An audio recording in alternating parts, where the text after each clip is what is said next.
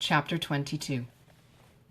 Marianne, who had never much toleration for anything like impertinence, vulgarity, inferiority of parts, or even difference of taste from herself, was at this time particularly ill-disposed, from the state of her spirits, to be pleased with the Miss Steeles, or to encourage their advances, and to the invariable coldness of her behaviour towards them, which checked every endeavour at intimacy on their side, Elinor principally attributed that preference of herself which soon became evident in the manners of both, but especially of Lucy, who missed no opportunity of engaging her in conversation, or of striving to improve their acquaintance by an easy and frank communication of her sentiments. Lucy was naturally clever.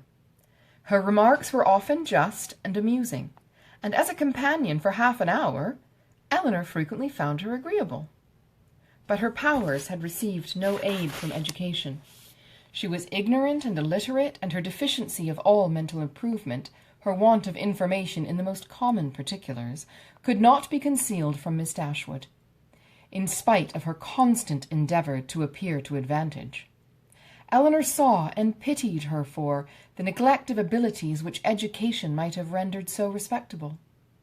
But she saw with less tenderness of feeling the thorough want of delicacy, of rectitude and integrity of mind which her attentions, her assiduities, her flatteries at the park betrayed, and she could have no lasting satisfaction in the company of a person who joined insincerity with ignorance, whose want of instruction prevented their meeting in conversation in terms of equality, and whose conduct towards others made every show of attention and deference towards herself perfectly valueless. "You will think my question an odd one, I dare say," said Lucy to her one day as they were walking together from the park to the cottage. "But pray, are you personally acquainted with your sister-in-law's mother, Mrs. Ferrars?" Elinor did think the question a very odd one, and her countenance expressed it, as she answered that she had never seen Mrs. Ferrars. "Indeed," replied Lucy, "I wonder at that, for I thought you must have seen her at Norlands sometimes. Then perhaps you cannot tell me what sort of a woman she is?"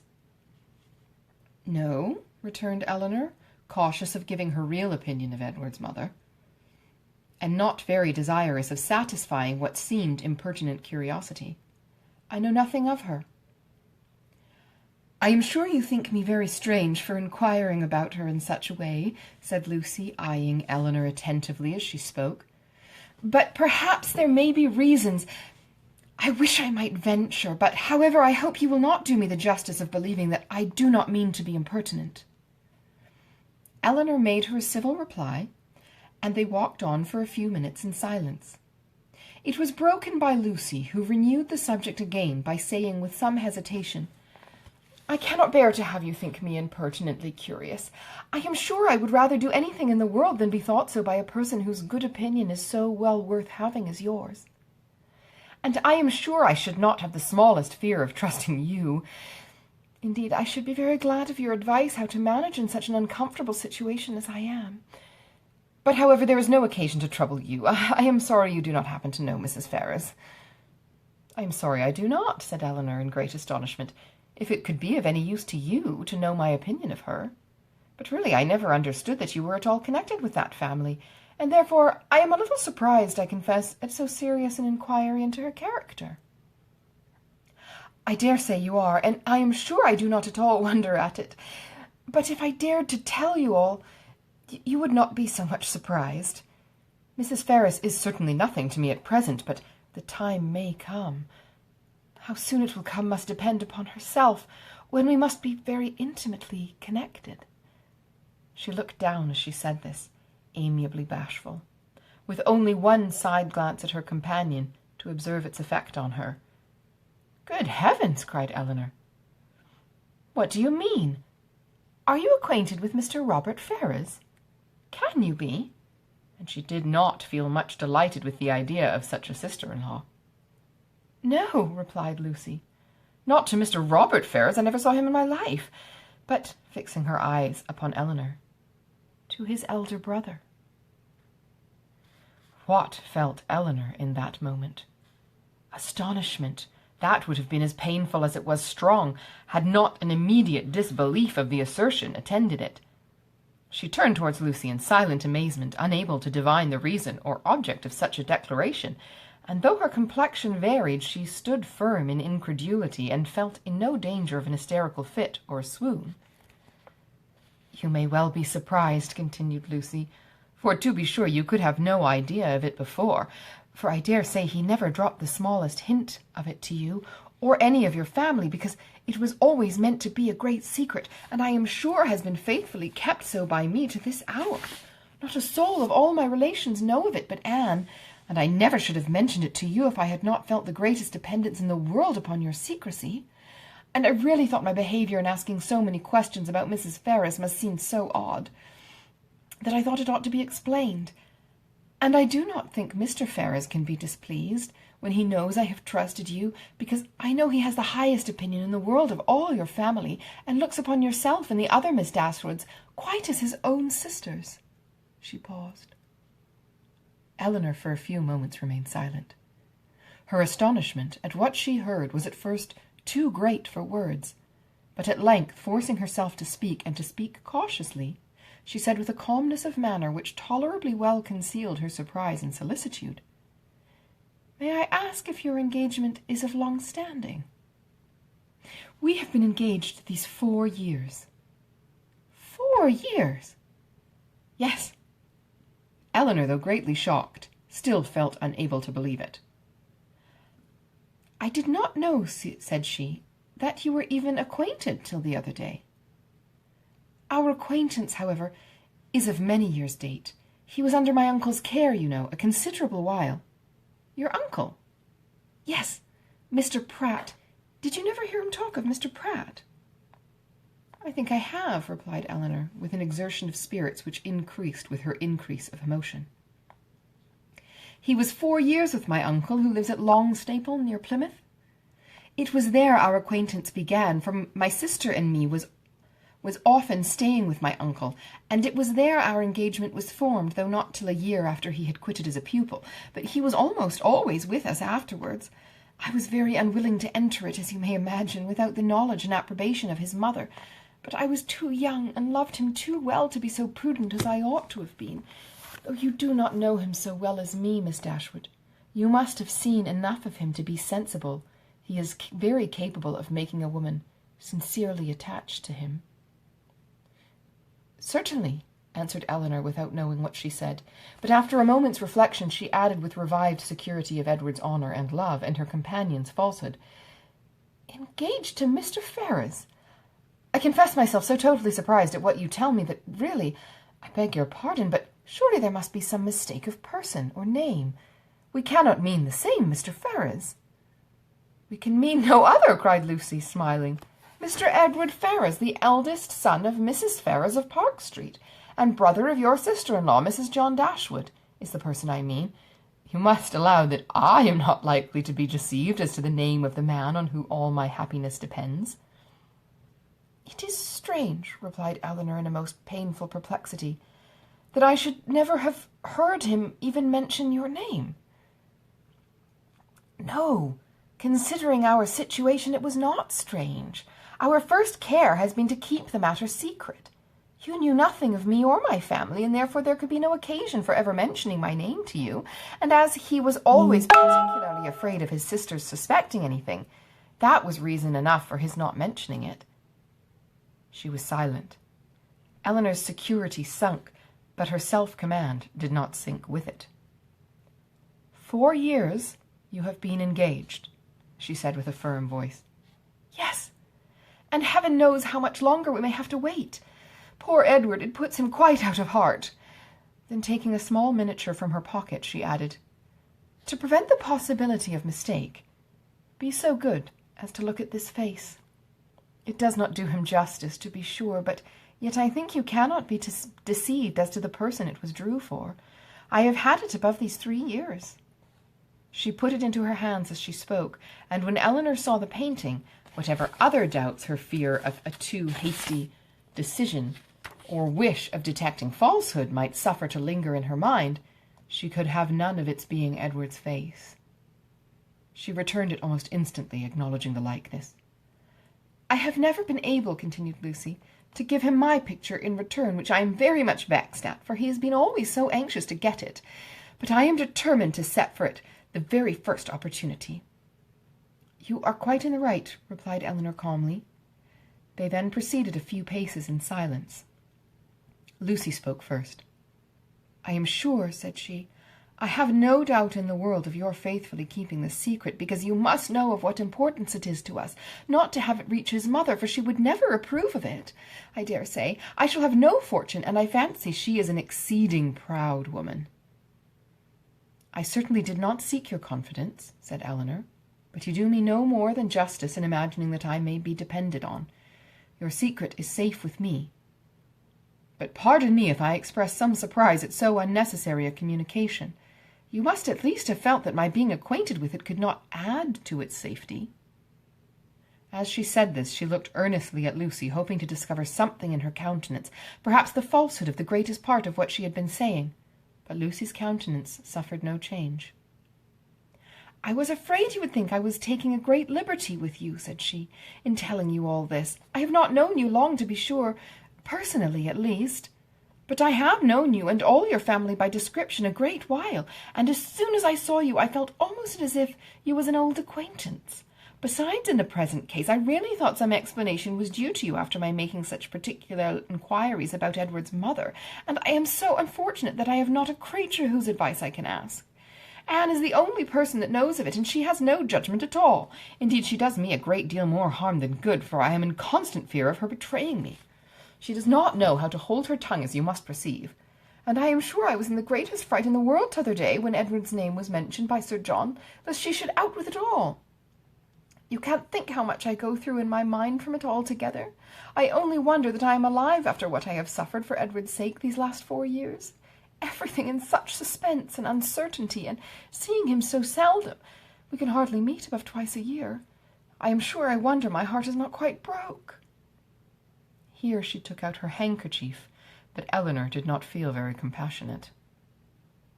"Sometimes," continued Lucy, after wiping her eyes, "I think whether it would not be better for us both to break off the matter entirely." As she said this, she looked directly at her companion. "But then at other times I have not resolution enough for it. I cannot bear the thoughts of making him so miserable, as I know the very mention of such a thing would do. And on my own account, too, so dear as he is to me, I don't think I can be equal to it. What would you advise me to do in such a case, Miss Dashwood? What would you do yourself?" "Pardon me," replied Elinor, startled by the question, "but I can give you no advice under such circumstances. Your own judgment must direct you." "To be sure," continued Lucy, after a few minutes' silence on both sides, "his mother must provide for him some time or other, but poor Edward is so cast down about it. Did not you think him dreadfully low-spirited when he was at Barton? He was so miserable when he left us at Longstaple to go to you that I was afraid you would think him quite ill." "Did he come from your uncle's, then, when he visited us?" "Oh, yes, he had been staying a fortnight with us. Did you think he came directly from town?" "No," replied Elinor, most feelingly sensible of every fresh circumstance in favour of Lucy's veracity. "I remember he told us that he had been staying a fortnight with some friends near Plymouth." She remembered, too, her own surprise at the time at his mentioning nothing further of those friends, at his total silence with respect even to their names. "Did not you think him sadly out of spirits?" repeated Lucy. "We did indeed, particularly so when he first arrived. I begged him to exert himself for fear you should suspect what the matter was, but it made him so melancholy not being able to stay more than a fortnight with us, and seeing me so much affected. Poor fellow, I am afraid it is just the same with him now, for he writes in wretched spirits. I heard from him just before I left Exeter, taking a letter from her pocket and carelessly showing the direction to Elinor. You know his hand, I dare say, a charming one it is, but that is not written so well as usual. He was tired, I dare say, for he had just filled the sheet to me as full as possible." Elinor saw that it was his hand, and she could doubt no longer. The picture she had allowed herself to believe might have been accidentally obtained. It might not have been Edward's gift. but a correspondence between them by letter could subsist only under a positive engagement, could be authorized by nothing else. For a few moments she was almost overcome. Her heart sunk within her, and she could hardly stand.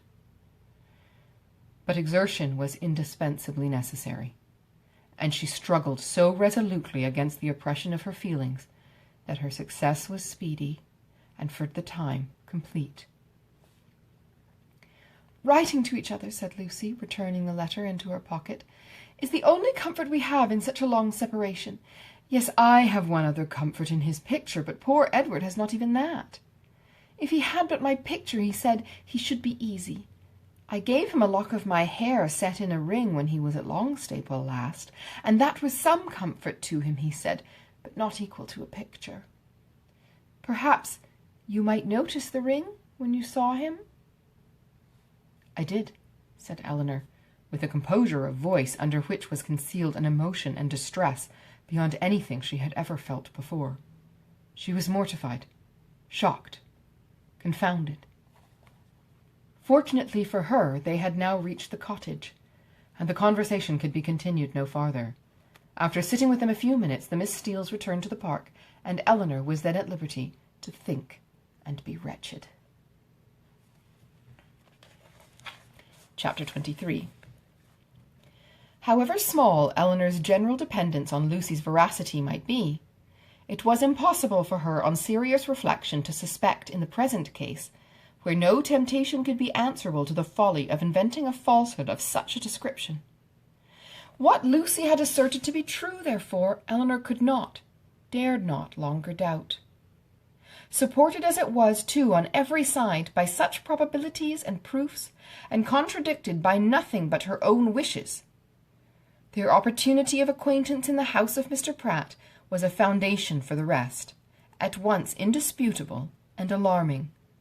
And Edward's visit near Plymouth, his melancholy state of mind, his dissatisfaction at his own prospects, his uncertain behaviour towards herself, the intimate knowledge of the Miss Steeles as to Norland and their family connections, which had often surprised her, the picture, the letter, the ring, formed altogether such a body of evidence as overcame every fear of condemning him unfairly, and established as a fact which no partiality could set aside, his ill-treatment of herself.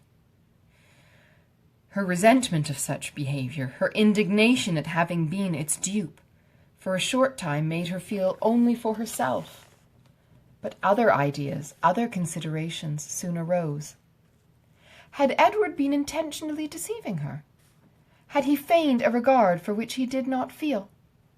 Was his engagement to Lucy an engagement of the heart? No, whatever it might once have been. She could not believe it such at present. His affection was all her own. She could not be deceived in that.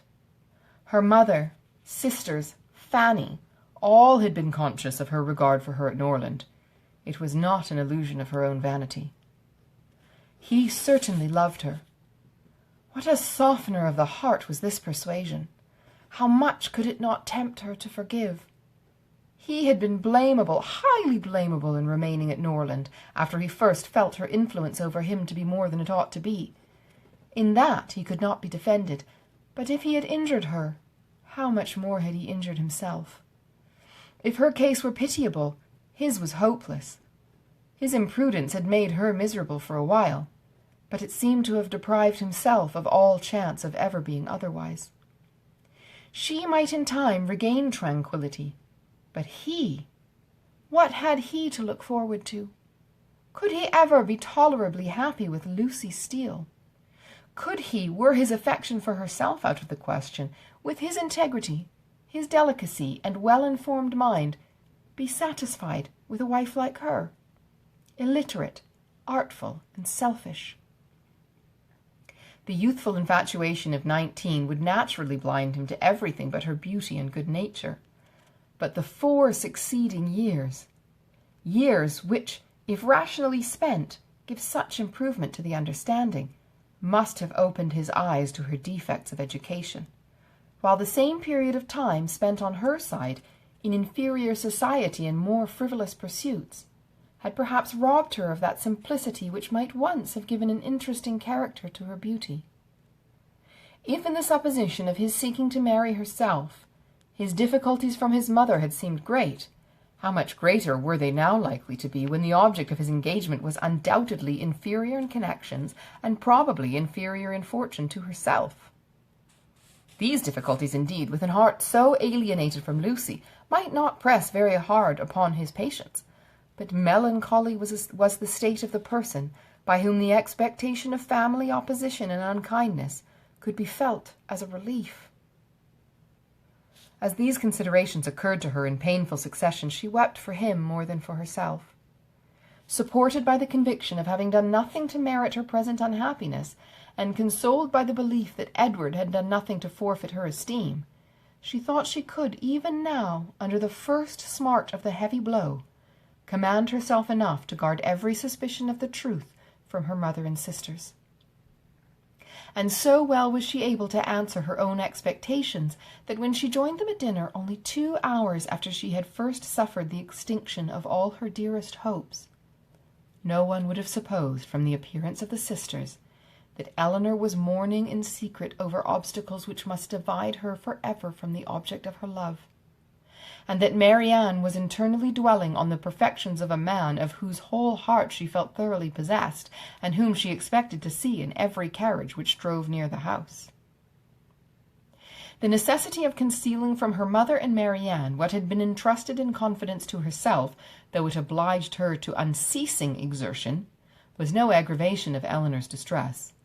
On the contrary, it was a relief to her, to be spared the communication of what would give such affliction to them, and to be saved likewise from hearing that condemnation of Edward which would probably flow from the excess of their partial affection for herself, and which was more than she felt equal to support. From their counsel or their conversation she knew she could receive no assistance. Their tenderness and sorrow must add to her distress, while her self-command would neither receive encouragement from their example nor from their praise. She was stronger alone, and her own good sense so well supported her that her firmness was as unshaken, her appearance of cheerfulness as invariable as with regrets so poignant and so fresh it was possible for them to be. Much as she had suffered from her first conversation with Lucy on the subject, she soon felt an earnest wish of renewing it, and this for more reasons than one. She wanted to hear many particulars of their engagement repeated again, and she wanted more clearly to understand what Lucy really felt for Edward. Whether there was any sincerity in her declaration of tender regard for him, and she particularly wanted to convince Lucy by her readiness to enter on the matter again and her calmness in conversing on it, that she was no otherwise interested in it than as a friend, which she very much feared her involuntary agitation in the morning discourse must have left at least doubtful. That Lucy was disposed to be jealous of her appeared very probable. It was plain that Edward had always spoken highly in her praise, not merely from Lucy's assertions, but from her venturing to trust her on so short a personal acquaintance, with a secret so confessedly and evidently important. And even Sir John's joking intelligence must have had some weight. But indeed, while Eleanor remained so well assured within herself of being really beloved by Edward, it required no other consideration of probabilities to make it natural that Lucy should be jealous. And that she was so, her very confidence was a proof. What other reason for the disclosure of their affair could there be but that Eleanor might be informed of it by Lucy's superior claims on Edward, and taught to avoid him in the future? She had little difficulty in understanding thus much of her rival's intentions, and while she was firmly resolved to act by her as every principle of honour and honesty directed, to combat her own affection for Edward, and to see him as little as possible, she could not deny herself the comfort of endeavouring to convince Lucy that her heart was unwounded. And as she could now have nothing more painful to hear on the subject than had already been told, she did not mistrust her own ability of going through a repetition of particulars with composure. But it was not immediately that an opportunity of doing so could be commanded, though Lucy was as well disposed as herself to take advantage of any that occurred, for the weather was not often fine enough to allow of their joining in a walk, where they might most easily separate themselves from the others, and though they met at least every other evening either at the park or the cottage, and chiefly at the former, they could not be supposed to meet for the sake of conversation. Such a thought would never enter either Sir John or Lady Middleton's head, and therefore very little leisure was ever given them for general chat, and none at all for particular discourse. They met for the sake of eating, drinking, and laughing together, playing at cards or consequences, or any other game that was sufficiently noisy. One or two meetings of this kind had taken place without affording Elinor any chance of engaging Lucy in private. When Sir John called at the cottage one morning to beg in the name of charity that they would all dine with Lady Middleton that day, as he was obliged to attend the club at Exeter, she would otherwise be quite alone, except her mother and the two Miss Steeles. Elinor, who foresaw a fairer opening for the point she had in view in such a party as this was likely to be, more at liberty among themselves under the tranquil and well-bred direction of Lady Middleton than when her husband united them together in one noisy purpose, immediately accepted the invitation. Margaret, with her mother's permission, was equally compliant, and Marianne, though always unwilling to join any of their parties, was persuaded by her mother, who could not bear to have her seclude herself from any chance of amusement, to go likewise. The young ladies went, and Lady Middleton was happily preserved from the frightful solitude which had threatened her. The insipidity of the meeting was exactly such as Elinor had expected. It produced not one novelty of thought or expression, and nothing could be less interesting than the whole of their discourse, both in the dining-parlour and drawing-room. To the latter the children accompanied them, and while they remained there she was too well convinced of the impossibility of engaging Lucy's attention to attempt it. They quitted it only with the removal of the tea-things. The card-table was then placed, and Elinor began to wonder at herself for having ever entertained a hope of finding time for conversation at the park. They all rose up in preparation for a round game. "I am glad," said Lady Middleton to Lucy, "you are not going to finish poor little Anna Maria's basket this evening, for I am sure it must hurt your eyes to work filigree by candlelight.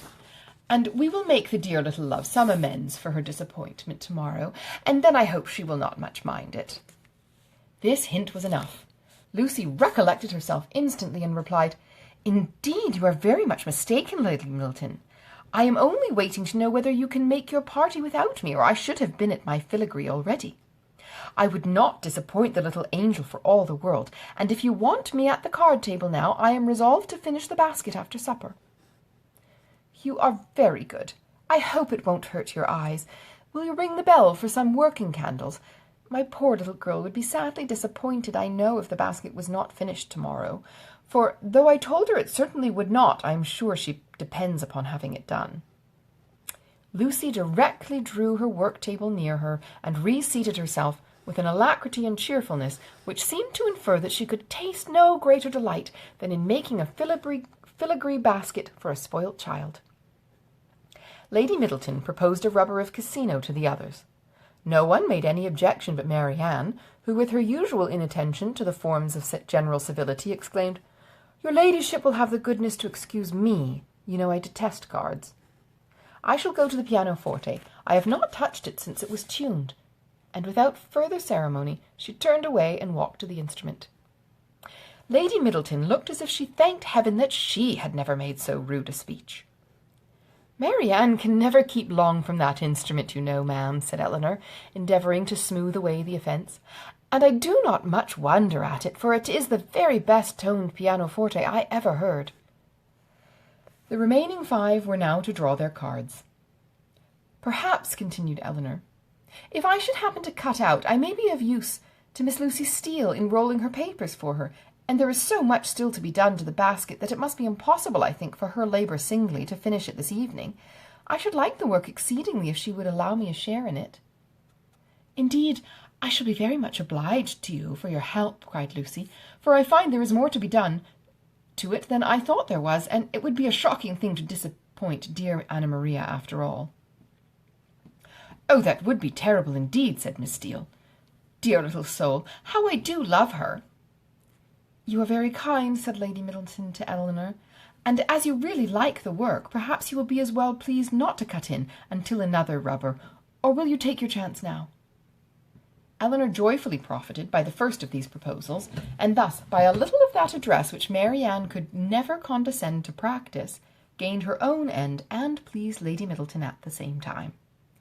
Lucy made room for her with ready attention, and the two fair rivals were thus seated side by side at the same table, and with the utmost harmony engaged in forwarding the same work. The pianoforte, at which Marianne, wrapped up in her own music and her own thoughts, had by this time forgotten that anybody was in the room besides herself, was luckily so near them that Miss Dashwood now judged she might safely, under the shelter of its noise, introduce the interesting subject, without any risk of being heard at the card table. Chapter 24. In a firm though cautious tone, Eleanor thus began. I should be undeserving of the confidence you have honoured me with, if I felt no desire for its continuance, or no farther curiosity on its subject. I will not apologize, therefore, for bringing it forward again.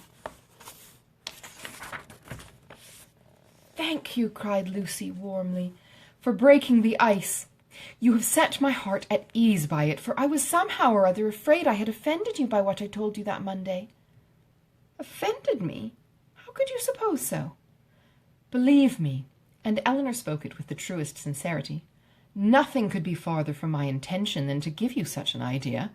Could you have a motive for the trust that was not honourable and flattering to me? And yet I do assure you, replied Lucy, her little sharp eyes full of meaning, there seemed to me to be a coldness and displeasure in your manner that made me quite uncomfortable. I felt sure that you was angry with me, and have been quarrelling with myself ever since for having took such a liberty as to trouble you with my affairs. But I am very glad to find it was only my own fancy, and that you do not really blame me. If you knew what a consolation it was to me to relieve my heart by speaking to you of what I am always thinking of every moment of my life, your compassion would make you overlook everything else, I am sure. Indeed, I can easily believe that it was a very great relief to you to acknowledge your situation to me, and be assured that you shall never have reason to repent it. Your case is a very unfortunate one. You seem to me to be surrounded with difficulties, and you will have need of all your mutual affection to support you under them. Mr. Ferrars, I believe, is entirely dependent on his mother. He has only £2,000 of his own. It would be madness to marry upon that, though for my own part I could give up every prospect of more without a sigh. I have been always used to a very small income, and could struggle with any poverty for him. But I love him too well to be the selfish means of robbing him, perhaps, of all that his mother might give him if he married almost to please her. We must wait. It may be for many years. With almost every other man in the world it would be an alarming prospect. But Edward's affection and constancy, nothing can deprive me, I know. That conviction must be everything to you, and he is undoubtedly supported by the same trust in yours. If the strength of your reciprocal attachment has failed, as between many people and under many circumstances it naturally would during a 4 years' engagement, your situation would have been pitiable indeed. Lucy here looked up. But Eleanor was careful in guarding her countenance from every expression that could give her words a suspicious tendency. Edward's love for me, said Lucy, has been pretty well put to the test by our long, very long absence since we were first engaged, and it has stood the trial so well that I should be unpardonable to doubt it now. I can safely say that he has never gave me one moment's alarm on that account from the first. Eleanor hardly knew whether to smile or sigh at this assertion. Lucy went on. I am rather of a jealous temper, too, by nature, and from our different situations in life, from his being so much more in the world than me, and our continual separation, I was enough inclined for suspicion to have found out the truth in an instant, if there had been the slightest alteration in his behaviour to me when we met, or any lowness of spirits that I could not account for, or if he had talked more of one lady than another, or seemed in any respect less happy at Longstaple than he used to be. I do not mean to say that I am particularly observant or quick-sighted in general, but in such a case I am sure I could not be deceived. All this, thought Eleanor, is very pretty, but it can impose upon neither of us." "But what," said she after a short silence, "are your views? Or have you none, but that of waiting for Mrs. Ferrars's death, which is a melancholy and shocking extremity? Is her son determined to submit to this, and to all the tediousness of the many years of suspense in which it may involve you, rather than run the risk of her displeasure for a while by owning the truth?" "If we could be certain that it would be only for a while, but Mrs. Ferrars is a very headstrong, proud woman, and in her first fit of anger upon hearing it would very likely secure everything to Robert. And the idea of that, for Edward's sake, frightens away all my inclination for hasty measures." "And for your own sake, too? Or are you carrying your disinterestedness beyond reason?" Lucy looked at Elinor again and was silent. "Do you know Mr. Robert Ferrars?" asked Elinor. "Not at all. I never saw him, but I fancy he is very unlike his brother, silly and a great coxcomb." "A great coxcomb?" repeated Miss Steele, whose ear had caught those words by a sudden pause in Marianne's music. "Oh, are they talking about their favourite beau, I dare say?" "No, sister," cried Lucy, "you are mistaken there. Our favourite beaux are not great coxcombs." "I can answer for it that Miss Dashwood's is not," said Mrs. Jennings, laughing heartily, "for he is one of the modestest, prettiest behaving young men I ever saw. But as for Lucy, she is such a sly little creature, there's no finding out who she likes." "Oh," cried Miss Steele, looking significantly round at them, "I dare say Lucy's beau is quite as modest and pretty behaved as Miss Dashwood's." Elinor blushed in spite of herself. Lucy bit her lip and looked angrily at her sister. A mutual silence took place for some time. Lucy first put an end to it by saying in a lower tone, though Marianne was then giving them the powerful protection of a very magnificent concerto, "I will honestly tell you of one scheme which has lately come into my head for bringing matters to bear. Indeed, I am bound to let you into the secret, for you are a party concerned. I dare say you have seen enough of Edward to know that he would prefer the church to every other profession. Now my plan is that he should take orders as soon as he can, and then, through your interest, which I am sure you would be kind enough to use out of friendship for him, and I hope out of some regard for me, your brother might be persuaded to give him the Norland living, which I understand is a very good one, and the present incumbent not likely to live a great while. That would be enough for us to marry upon, and we might trust to time and chance for the rest." "I should always be happy," replied Elinor, "to show any mark of my esteem and friendship for Mr. Ferrars. But do not you perceive that my interest on such an occasion would be perfectly unnecessary? He is brother to Mrs. John Dashwood. That must be recommendation enough to her husband." "But Mrs. John Dashwood would not much approve of Edward's going into orders." "Then I rather suspect that my interest would do very little." They were again silent for many minutes. At length Lucy exclaimed with a deep sigh, "I believe it would be the wisest way to put an end to the business at once by dissolving the engagement. We seem so beset with difficulties on every side that though it would make us miserable for a time, we should be happier perhaps in the end. But you will not give me your advice, Mrs. Dashwood?" "No," answered Elinor, with a smile, which concealed very agitated feelings. "On such a subject I certainly will not. You know very well that my opinion would have no weight with you unless it were on the side of your wishes." "Indeed, you wrong me," replied Lucy with great solemnity. "I know nobody of whose judgment I think so highly as I do of yours, and I do really believe that if you was to say to me, 'I advise you by all means to put an end to your engagement with Edward Ferrars,' it would be more for the happiness of you both. I should resolve upon doing it immediately." Elinor blushed for the insincerity of Edward's future wife, and replied, "This compliment would effectually frighten me from giving any opinion on the subject had I formed one. It raises my influence much too high. The power of dividing two people so tenderly attached is too much for an indifferent person." "'Tis because you are an indifferent person," said Lucy with some pique, and laying a particular stress on those words, "that your judgment might justly have such weight with me. If you could be supposed to be biased in any respect by your own feelings, your opinion would not be worth having."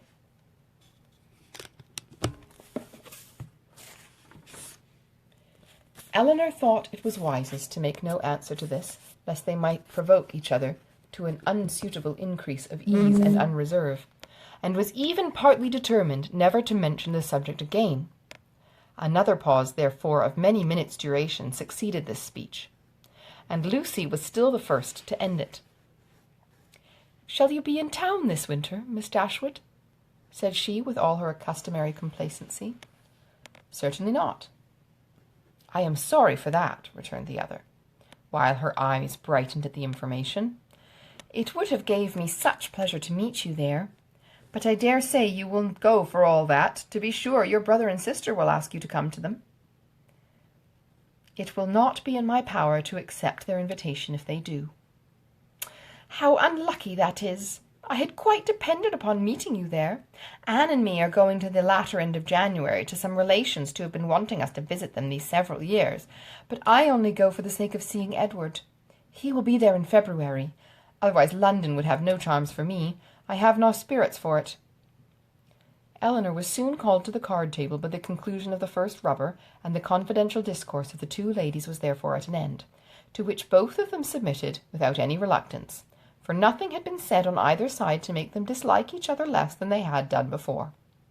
And Elinor sat down to the card-table with the melancholy persuasion that Edward was not only without affection for the person who was to be his wife, but that he had not even the chance of being tolerably happy in marriage, which sincere affection on her side would have given, for self-interest alone could not induce a woman to keep a man to an engagement of which she seemed so thoroughly aware that he was weary. From this time the subject was never revived by Elinor, and when entered on by Lucy, who seldom missed an opportunity of introducing it, and was particularly careful to inform her confidence of her happiness whenever she received a letter from Edward, it was treated by the former with calmness and caution, and dismissed as soon as civility would allow, for she felt such conversations to be an indulgence which Lucy did not deserve, and which were dangerous to herself. The visit of the Miss Steeles at Barton Park was lengthened far beyond what the first invitation implied. Their favour increased. They could not be spared. Sir John would not hear of their going, and in spite of their numerous and long-arranged engagements in Exeter, in spite of the absolute necessity of their returning to fulfil them immediately, which was in full force at the end of every week, they were prevailed on to stay nearly 2 months at the Park, and to assist in the due celebration of that festival which requires a more than ordinary share of private balls and large dinners to proclaim its importance. Chapter 25.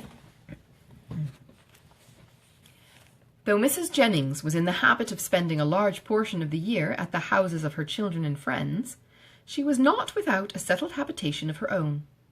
Since the death of her husband, who had traded with success in a less elegant part of the town, she had resided every winter in a house in one of the streets near Portman Square. Towards this home she began on the approach of January to turn her thoughts, and thither she one day abruptly and very unexpectedly by them asked the elder Miss Dashwoods to accompany her. Elinor, without observing the varying complexion of her sister, and the animated look which spoke no indifference to the plan, immediately gave a grateful but absolute denial for both, in which she believed herself to be speaking their united inclinations. The alleged reason was their determined resolution of not leaving their mother at that time of year. Mrs. Jennings received the refusal with some surprise, and repeated her invitation immediately. "Oh, Lord, I am sure your mother can spare you very well, and I do beg you will favour me with your company, for I've quite set my heart upon it. Don't fancy that you will be any inconvenience to me, for I shan't put myself at all out of my way for you. It will only be sending Betty by the coach, and I hope I can afford that. We 3 shall be able to go very well in my chaise, and when we are in town, if you do not like to go wherever I do, well and good, you may always go with one of my daughters.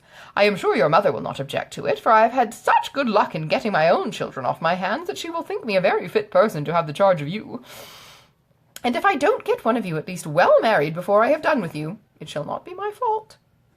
I shall speak a good word for you to all the young men, you may depend upon it." "I have a notion," said Sir John, that Miss Marianne would not object to such a scheme if her elder sister would come into it.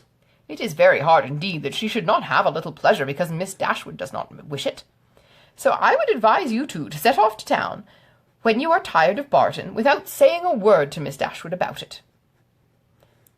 "Nay," cried Mrs. Jennings, "I am sure I shall be monstrous glad of Miss Marianne's company, whether Miss Dashwood will go or not. But the more the merrier, say I, and I thought it would be more comfortable for them to be together, because if they got tired of me they might talk to one another and laugh at my odd ways behind my back. But one or the other, if not both of them, I must have. Lord bless me, how do you think I can live poking by myself? I have always been used till this winter to have Charlotte with me. Come, Miss Marianne, let us strike hands upon the bargain, and if Miss Dashwood will change her mind by and by, why, so much the better." "I thank you, ma'am, sincerely thank you," said Marianne with warmth. "Your invitation has ensured my gratitude for ever, and it would give me such happiness, yes, almost the greatest happiness I am capable of, to be able to accept it. But my mother, my dearest, kindest mother, I feel the justice of what Elinor has urged, and if she were to be made less happy, less comfortable by our absence, oh, no, nothing should tempt me to leave her. It should not, must not be a struggle." Mrs. Jennings repeated her assurance that Mrs. Dashwood could spare them perfectly well, and Elinor, who now understood her sister, and saw to what indifference to almost everything else she was carried by her eagerness to be with Willoughby again, made no farther direct opposition to the plan, and merely referred it to her mother's decision, from whom, however, she scarcely expected to receive any support in her endeavour to prevent a visit, which she could not approve of from Marianne, and which, on her own account, she had particular reasons to avoid. Whatever Marianne was desirous of, her mother would be eager to promote. She could not expect to influence the latter to cautiousness of conduct in an affair respecting which she had never been able to inspire her with distrust, and she dared not explain the motive of her own disinclination for going to London. That Marianne, fastidious as she was, thoroughly acquainted Mrs. Jennings' manners, and invariably disgusted by them, should overlook every inconvenience of that kind, should disregard whatever must be wounding to her irritable feelings in pursuit of one object, was such a proof, so strong, so full of the importance of that object to her, as Elinor, in spite of all that had passed, was not prepared to witness. On being informed of the invitation, Mrs. Dashwood, persuaded that such an excursion would be productive of much amusement to both her daughters, and perceiving through all their affectionate attention to herself how much the heart of Marianne was in it, would not hear of their declining the offer upon her account, insisted on their both accepting it directly, and then began to foresee with her usual cheerfulness a variety of advantages that would accrue to them all from this separation. "I am delighted with the plan," she cried. "It is exactly what I could wish. Margaret and I shall be as much benefited by it as yourselves. When you and the Middletons are gone, we shall go on so quietly and happily together with our books and our music. You will find Margaret so improved when you come back again, and I have a little plan of alteration for your bedrooms too, which may now be performed without inconvenience to anyone. It is very right that you should go to town. I would have every young woman in your condition of life acquainted with the manners and amusements of London. You will be under the care of a motherly, good sort of woman, of whose kindness to you I can have no doubt. And in all probability you will see your brother, and whatever may be his faults or the faults of his wife, when I consider whose son he is, I cannot bear to have you so wholly estranged from each other." "Though with your usual anxiety for our happiness," said Elinor, "you have been obviating every impediment to the present scheme which occurred to you, there is still one objection which, in my opinion, cannot be so easily removed." Marianne's countenance sunk. "And what," said Mrs. Dashwood, "is my dear prudent Elinor going to suggest? What formidable obstacle is she now to bring forward? Do not let me hear a word about the expense of it." "My objection is this. Though I think very well of Mrs. Jennings' heart, she is not a woman whose society can afford us pleasure, or whose protection will give us consequence." "That is very true," replied her mother. "But of her society, separate from that of other people, you will scarcely have anything at all, and you will almost always appear in public with Lady Middleton." "Eleanor is frightened away by her dislike of Mrs. Jennings," said Miss Marianne. "At least it need not prevent my accepting her invitation. I have no such scruples, and I am sure I could put up with every unpleasantness of that kind with very little effort." Eleanor could not help smiling at this display of indifference toward the manners of a person to whom she had often had difficulty in persuading Marianne to behave with tolerable politeness, and resolved within herself that if her sister persisted in going, she would go likewise. She did not think it proper that Marianne should be left to the sole guidance of her own judgment, or that Mrs. Jennings should be abandoned to the mercy of Marianne for all the comfort of her domestic hours. To this determination she was the more easily reconciled by recollecting that Edward Ferrars, by Lucy's account, was not to be in town before February, and that their visit, without any unreasonable abridgment, might be previously finished. "I will have you both go," said Mrs. Dashwood. "These objections are nonsensical. You will have much pleasure in being in London, and especially in being together, and if Eleanor would ever condescend to anticipate enjoyment, she would foresee it there from a variety of sources. She would perhaps expect some from improving her acquaintance with her sister-in-law's family." Eleanor had often wished for an opportunity of attempting to weaken her mother's dependence on the attachment of Edward and herself, that the shock might be the less when the whole truth were revealed, and now on this attack, though almost hopeless of success, she forced herself to begin her design by saying, as calmly as she could, "I like Edward Ferrars very much, and shall always be glad to see him, but as to the rest of the family, it is a matter of perfect indifference to me whether I am ever known to them or not." Mrs. Dashwood smiled and said nothing. Marianne lifted up her eyes in astonishment, and Eleanor conjectured that she might as well have held her tongue. After very little further discourse, it was finally settled that the invitation should be fully accepted. Mrs. Jennings received the information with a great deal of joy, and many assurances of kindness and care.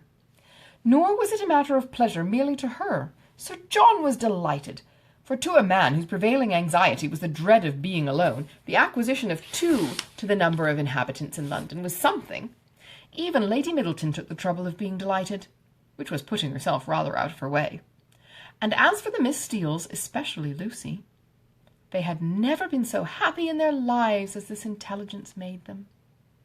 Eleanor submitted to the arrangements, which counteracted her wishes, with less reluctance than she had expected to feel. With regard to herself, it was now a matter of unconcern whether she went to town or not, and when she saw her mother so thoroughly pleased with the plan, and her sister exhilarated by it in look, voice, and manner, restored to all her usual animation and elevated to more than her usual gaiety, she could not be dissatisfied with the cause, and would hardly allow herself to distrust the consequence. Marianne's joy was almost a degree beyond happiness. So great was the perturbation of her spirits and her impatience to be gone.